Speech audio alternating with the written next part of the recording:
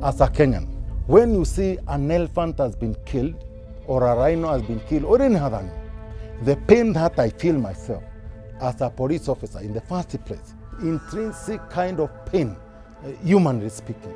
We are the people who are charged with the security of this beautiful posterity.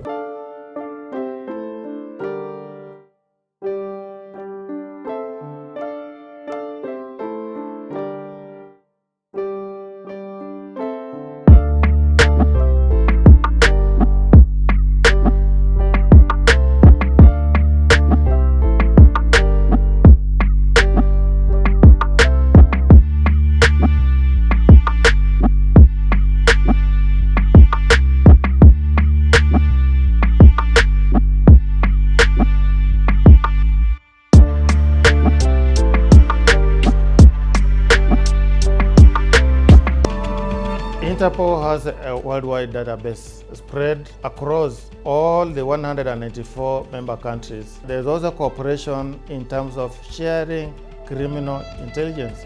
That cooperation is purposely geared towards one goal: success in fighting a crime.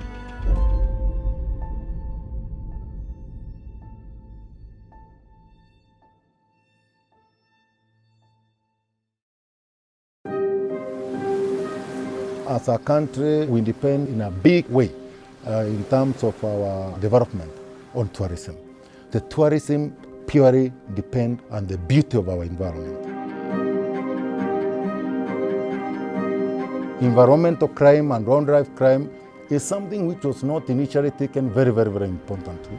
It wasn't taken as one of the major crimes which are perpetrated against a country. It is now we are realizing the hospitals, the roads, the communities, development are actually proceeding from these animals. So it's now we are realizing the importance of the environment crime, the wildlife crime as a country. In most cases where we needed some specialized kind of attention, Interpol has been able to come on board, and because now of the specialized nature and the more advanced tools, we have been able to have criminals, international, being smoked out and recoveries of big magnitude.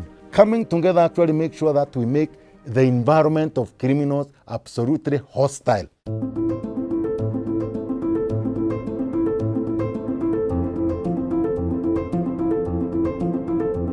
Mombasa Port is the gateway of the Republic of Kenya to the entire world. And it is one port which the entire East and Central depend on.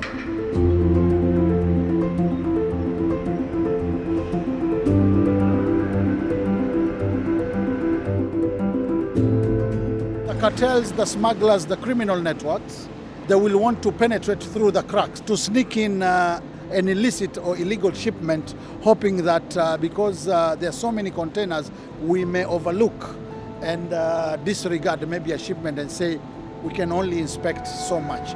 And we need to be ahead of the game. And we have put a lot of infrastructure to address that, to mitigate and deter that, to make it less attractive. This will not be a success without the support of Interpol and the global network they have to share and exchange information.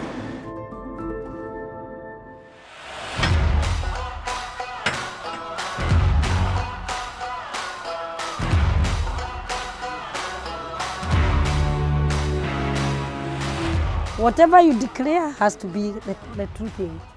If I get something else, then it is not going to be easy for them. Remove and arrange them nicely for verification. Put the side with the marks and numbers on top, like that. We may look for concealments, that's a narcotic. We may get even ivory, they can be there. The port of Mombasa is busy. It is a transshipment port, it is a transit port, it is an import port, it is an export port. So teamwork is a must. Enforcement, our DCI officers and all those parties, we complement one another. We can't do without each other. The Kenya Revenue Authority, Kenya Ports Authority, Kenya Wildlife Services and other security agencies have seized 2 containers full of ivory which were declared as ceramics. And at least 40 ivory pieces had been counted from one of the containers, translating to 20 elephants killed. My name is Mr. George Mutonya. I'm in charge of criminal investigations at the port of Mombasa. The concealment was done here. Then, after it is done, it was covered by the hood. 337 pieces. 337 pieces of ivory. Yeah, we've been working together to stop this happening and other criminal acts. We come across a variety of crimes. Because what we have gathered along the way is that there's the interconnectivity of organized crimes globally.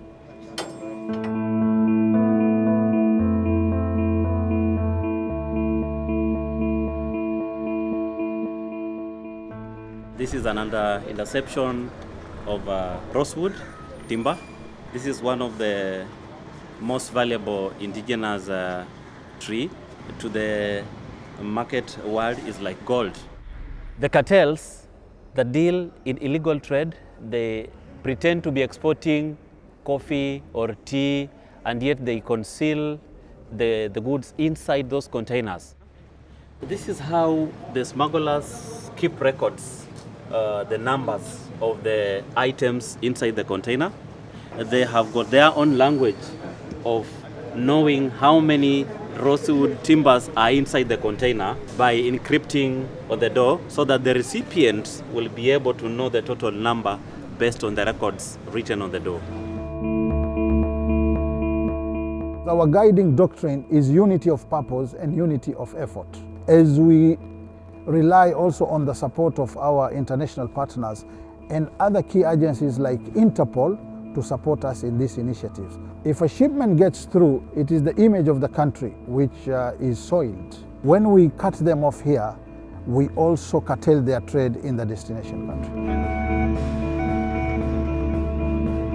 We would like to advise any criminal who thinks that he can use the port of Mombasa to rethink. Think again, because we will find you and we shall arrest you.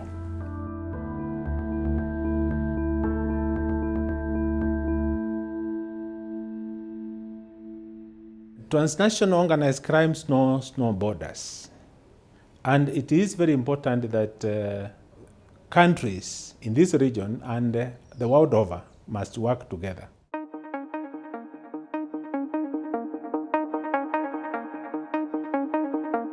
When you look at transnational organized crime, Interpol becomes very important for purposes of coordinating responses to such crimes.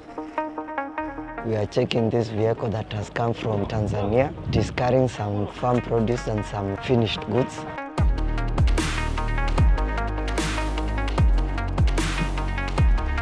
All vehicles that come into the country are checked by all the government agencies here at the border to ensure that they are not only fit for purpose, but they also don't have illegal things in them. From a shipment like this, you might find ivory hidden inside the groundnuts. Our wildlife officers here have detained people with pangolin scales, 200 pieces from Tanzania. So it is something that can be gotten from such a consignment. You cannot succeed in fighting crime alone. You need to come together so that you can share information on how to tackle that crime. If there is anything of suspicion or crime has been reported, it brings officers from Kenya and the officers from Tanzania, and they build the teamwork. At times, you know, if things like this happen and they know this is a Tanzanian who has committed this or it passed through Tanzania, it brings a very bad image to my country, you see. Yeah, it doesn't matter what uniform you have or which nation you are. Crime is a crime and a criminal is a criminal. Everybody should combat it and fight it anytime.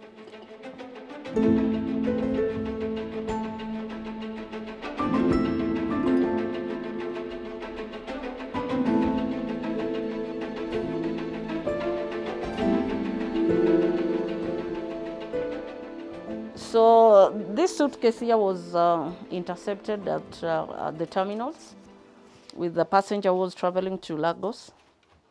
Some drugs were found inside, concealed in the false bottom of the suitcase.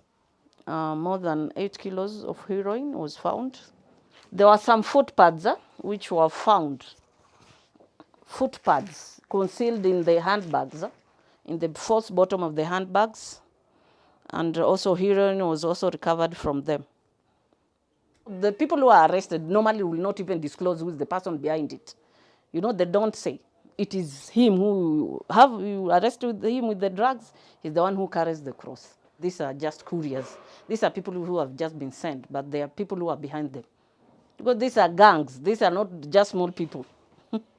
You can be in drugs then to fund other organized crime. You can even be doing drug trafficking to fund terrorism, fund other crimes, other organized crimes. It's a big challenge. It's a big problem, global. We have found a lot of interlinkage.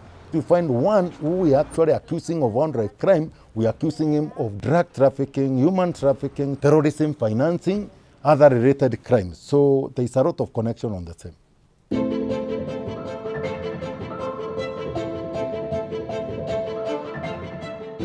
It's absolutely an enterprise. The players of the crime are more or less the same, who have perfected the game of the wildlife crime. If you see the actual poachers who go to the reserves and to the game parks, they are being used. They use cheap liver because it is an easy means of getting money. What we have here, it's wire snares. They are used by poachers to trap wildlife, maybe for bushmeat. The animal comes and gets either its neck on those snares, on those wires. The wire gets tighter and tighter, the animal suffocates itself with the wire, or the animal gets itself on the limbs. Either the limbs are broken or the poacher comes and now kills because the animal has been maimed. It's a very crude way to catch wildlife animals. The agencies that we have there is the National Police Service, Office of Director of Public Prosecution. So they will assist in when it comes to the prosecution of the suspect. They will take over the case. They will advise on what needs to be in the file for the suspect to be prosecuted and the case to be successful.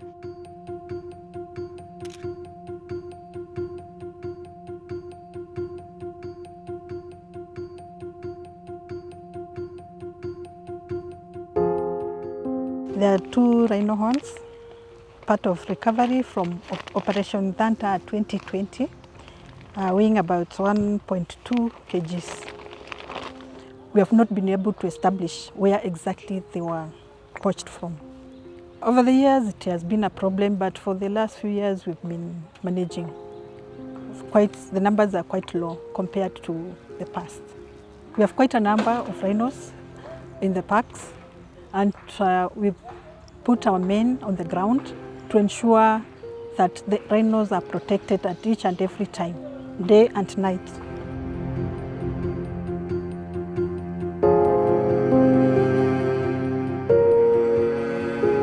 Every name here is somebody who died or who lost their lives on the line of duty.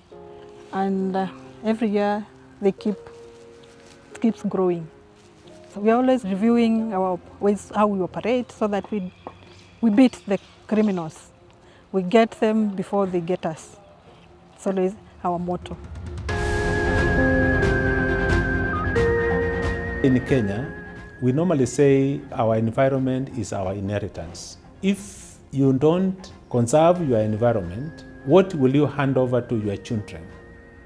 It is now we are realizing how serious it is. And today, that's why you can see we are partnering with Interpol, other international agencies to ensure they come on board and assist us in the best way they can so that we can have the logistical capacity, the training capacity, even investigative capacity to ensure any international criminal, organized crime to come and take advantage of our neighboring environment is absolutely extinguished to ensure that the posterity of our environment, our wildlife is maintained. It is very important that these criminals are arrested and prosecuted and convicted to serve the longest imprisonment term possible, because that will be a deterrent to the would-be criminals who have or would like to commit similar crimes.